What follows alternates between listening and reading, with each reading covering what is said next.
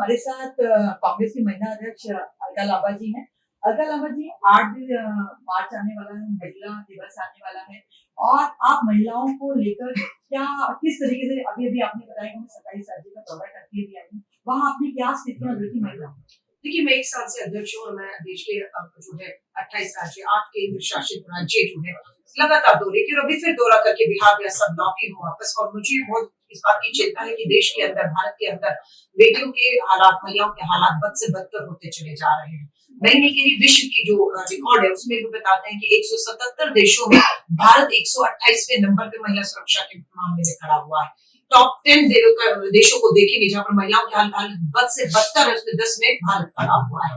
और अभी मैंने जो बात की है, मैं फिर कहूंगी, ये वो राज्य है जिसमें मैंने एक ही चीज जब हमने देखा तो कॉमन है कि भाजपा शासित राज्य है, चाहे वो महाराष्ट्र हो, चाहे वो गुजरात हो, चाहे वो आपका मध्य प्रदेश हो, राजस्थान हो, हरियाणा और दिल्ली हो। एक ही चीज कॉमन पाई है कि इन डबल इंजन की भाजपा की सरकारें हमारी बेटियों के लिए एक अभिशाप साबित हो रही है। यहाँ तो महाराष्ट्र में देखिए, ये केंद्रीय मंत्री है रक्षा खंड से, ये केंद्रीय मंत्री है, महिला है, भाजपा की है और इन्हीं की अपनी नाबालिग बेटी के साथ जो है वो छेड़खानी होती है। और छेड़खानी करने वाला कोई नहीं, भाजपा का ही नेता निकल रहा है यहाँ पर।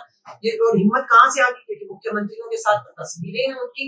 ये मामला है। अब आपको मैं गुजरात ले चलती हूँ, यहाँ पर कोई भाजपा की डबल इंजन की सरकार है और यहाँ पर भी दुष्कर्म का मामला है। दुष्कर्म करने वाला कोई नहीं, भाजपा का ही पूर्व मंत्री विधायक है, दलित महिला के साथ। और यहाँ पर भी एक ही चीज है, एफआईआर नहीं करती पुलिस। गुजरात हो, महाराष्ट्र हो, आपके दिल्ली हो, हरियाणा हो, एफआईआर नहीं करेगी। हाईकोर्ट के आदेश के बाद भाजपा के विधायक निकाला नहीं गया पार्टी से, उसके खिलाफ एफआईआर, आपको याद होगा ब्रजभूषण शर्मा के खिलाफ एफआईआर नहीं हुई। सुप्रीम कोर्ट के आदेश के बाद दिल्ली पुलिस ने एफआईआर की, लेकिन कार्रवाई 1 साल से साक्ष्य मिली दिनेश फोगाट के मामले में नहीं। आपको मैं भोपाल ले चलती हूँ, मध्य प्रदेश। भाजपा की यहाँ पर भी डबल इंजन की सरकार है, यहाँ पर भी नाबालिग के साथ बलात्कार है, यहाँ पर भी नेता भाजपा के और यहाँ पर भी पुलिस कोई कार्रवाई नहीं कर रही। यहाँ पर तो यहाँ तक आया है कि अपना टीकमगढ़ में, जबलपुर के अंदर 3 नाबालिग बेटियों के साथ बलात्कार हुआ। एक की उम्र 5 साल है, न्याय नहीं है। एक की उम्र 14 साल है, उस 14 साल की बच्ची ने पता लगा आत्महत्या कर ली। 14 साल की बच्ची ने आत्महत्या क्या कर रही थी पुलिस? जब बलात्कार हुआ तो क्या बनता है कि एफआईआर हो, मेडिकल हो, सुरक्षा दी जाए, काउंसलिंग दी जाए, सदमे से बेटियों को बाहर लाया जाए। नाबालिग बेटियों के साथ सामूहिक बलात्कार हो रहा है और करने वाले भाजपा के सारे नेता। और बेटी का सुसाइड हुआ है या होने दिया गया है, क्योंकि बचाना है नेताओं को। आपको मैं राजस्थान ले जाती हूँ, 6 महीने के अंदर ये 20,000 मामले नहीं, 20,000 हमारी बेटियां हैं। भाजपा की सरकार है, 6 महीने में 20,000 बेटियों के साथ गंदा गलत दुष्कर्म हुआ है। भाजपा चुप बैठी हुई। हरियाणा में भाजपा की डबल इंजन की सरकार। तो बेटी बचाओ का नारा देने वाले देश के प्रधानमंत्री जी, मैं हमसे हाथ जोड़कर कहते हैं, कम से कम भाजपा की डबल इंजन की जहां सरकार है वहां तो बेटियों को सुरक्षित कर दीजिए। देश के जो आंकड़े हैं, मात्र इन राज्यों की वजह से ही हम जो है देश के विश्व में महिला अपराध में 10 नंबर टॉप पे। जी, जैसे निर्भया कांड हुआ था, बहुत बड़ा कांड हुआ था दिल्ली के अंदर। उसके बावजूद भी यहाँ वो क्या कानून के अंदर कुछ कमी रही कि उसके बाद भी ये संख्या कंटिन्यू बढ़ी है, कम नहीं हुई है। कानून में कोई कमी मुझे नहीं लगती। कानून निर्भया के बाद जस्टिस वर्मा आयोग की जो सिफारिशें थी उसे लागू किया। अभी फिर नए कानून आ चुके हैं, अभी हाल ही में आए हैं। आप कानून में जो कर सकते थे आपने कर दिया है, लेकिन वो कानून काले स्याही के तौर पर पन्नों तक सीमित है। उन कानूनों को आपको व्यवहारिक करना होगा। फांसी बताइए, पिछले 10 सालों में नाबालिग बेटियों के साथ protection of children from sexual offence, नाबालिग बेटियों के कानून में फांसी है और सारी बेटियां हमारी नाबालिग के 4 और 5 साल की उम्र में फांसी किसको हुई है 10 सालों में? फास्ट ट्रैक में कोर्ट में केस चल भी रहा हो तो 10 साल नहीं लगते, फांसी हो जानी चाहिए। तो मामला ये कि फास्ट ट्रैक कोर्ट नहीं है, अदालतें नहीं है, वकीलों की जो उन्हें चाहिए अपना केस को लड़ने के लिए, वो किसी तरह की कानूनी मदद जो है, हमारा पूरा जो है महिला बाल विकास मंत्रालय कहूं, महिला राष्ट्रीय आयोग कहूं, महिला प्रदेश के जो हमारे आयोग है, पूरी तरह से ये फेल हो चुके हैं। ये पूरी तरह से फेल। गुस्सा तो ऐसा आता है कि कहो कि भंग कर दीजिए, ये धोखा है। लेकिन मुझे लगता है कि इन्हें भंग नहीं, इन्हें दुरुस्त करने की और जरूरत है। इनमें सिर्फ आप सोचते हैं कि हमारी किसी महिला को टिकट नहीं मिला या इस कोटे का उस कोटे का, कुछ भी करके आपको सोचते हैं कि बस खाना पूर्ति कर दीजिए, तो वो खाना पूर्तियों से काम नहीं चलेगा। आपको घोषणाओं से काम नहीं चलेगा, खाली कानून बनाने से काम नहीं चलेगा। आपको फांसी की सख्त सजाएं देकर न्याय दिलाना होगा, तब डर पैदा होगा। डर पैदा नहीं हो रहा, कारण ये।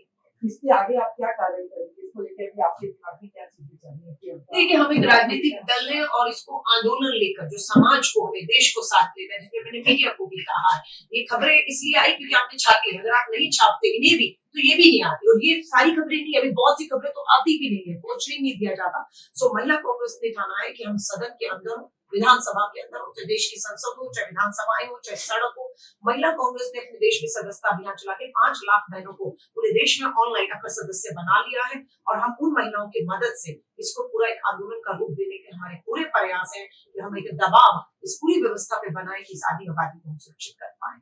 अभी हाल ही के अंदर भी विधानसभा कल की समाप्त हुई है, तो उसके अंदर जो रेखा जी हैं मुख्यमंत्री बनी और उधर से जो एलओपी की जो अध्यक्ष है उनके ऊपर भी एक टिप्पणी की गई कि स्पेशल उन्होंने उठकर ये बात कही कि मुझे ये डर लगता है कि कहीं ना कहीं इसी तरह की जिस तरीके से मानीलाल के साथ हो वैसा उसके साथ हो, तो क्या ये दिखाता है कि दिल्ली के अंदर इसका मतलब क्राइम कहीं खत्म नहीं हो रहा है, क्राइम ऐसे ही रहेगा, इसी तरीके से ही रहेगा क्या?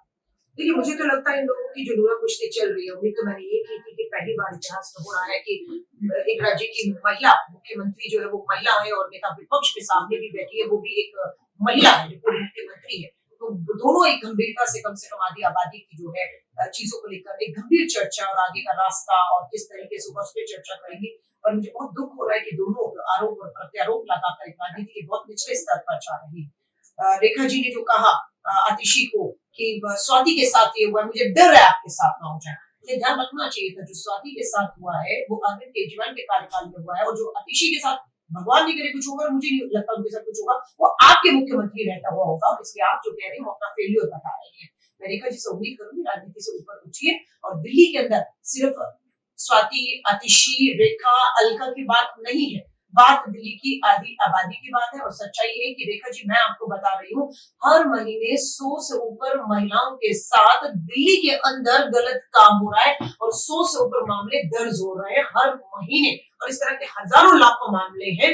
आप महिला मुख्यमंत्री हैं, अब आपकी केंद्र में सरकार, दिल्ली में सरकार, पुलिस प्रशासन, कानून सब आपको करना है। अब आपसे उम्मीद करती हूँ कि आप हर बेटी को, जिस बेटी में साक्षी मलिक, विनेश फोगाट भी, रेखा जी शामिल है, आप ही के पूर्व सांसद ब्रजभूषण ने उनके साथ दुष्कर्म किया, गलत काम किया, आपकी दिल्ली पुलिस ने एफआईआर नहीं की, सुप्रीम कोर्ट के कहने पर एफआईआर हुई, उससे भी 1 साल हो गया है। मैं उम्मीद करती हूँ आप दिल्ली पुलिस कमिश्नर को बुलाएंगी, दोनों बेटियों को बुलाएंगी, बिठाएंगी और उस मामले में भी क्या कार्रवाई हुई उसे सुनिश्चित करें। आपको क्या लगता है कि बीजेपी की सरकार आने के बाद इन्होंने योजनाएं एसपीसी की योजना जो शुरू हुई, तो क्या वो अभी भी इस तरीके से बीजेपी सबकी पूर्ति कर पाएगी? देखिए, अभी मैं मध्य प्रदेश में बीजेपी के ही मंत्री को सुन रही थी, वो कह रहे थे कि ये जनता को भीख मांगने की आदत हो गई है, वो भीख मांग रही है, ये बीजेपी के मंत्री ने मध्य प्रदेश में बोला है। अब यहाँ पर जो आप 250 की बात कर रही है दिल्ली की महिलाओं से, बिल्कुल प्रधानमंत्री नरेंद्र मोदी जी ने एक चुनावी सभा में ऐलान किया था और बोलता ये मोदी की गारंटी कि हमारी सरकार आते ही पहली कैबिनेट मीटिंग में 2500 रुपए महिलाओं को जो है आर्थिक मदद पे मोहर लगेगी, और 8 मार्च का दिन बताया था।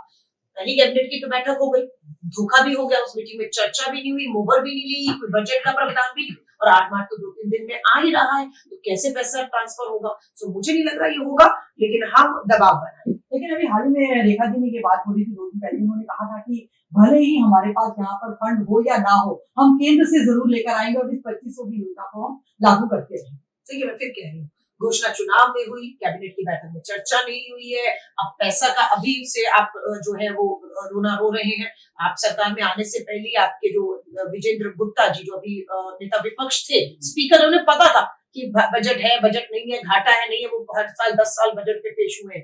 लेकिन आपने फिर घोषणा की थी तो मोदी जी के दम पर की थी, और मोदी की गारंटी है तो मोदी जी देंगे, स्वाभाविक उम्मीद है। लेकिन वो देंगे, कब आएगा, या सिर्फ ये मोदी गुनगानी बनकर रह जाएगा?